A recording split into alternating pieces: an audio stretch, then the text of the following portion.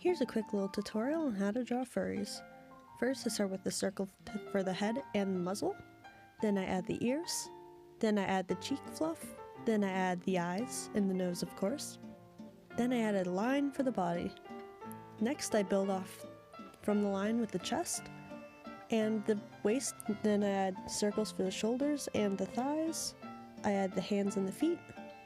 And I block in the rest of the arms and legs. Next, I add in anything else that's missing.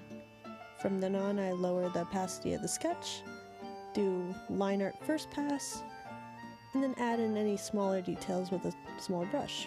Then I color, and I add in a fun little background.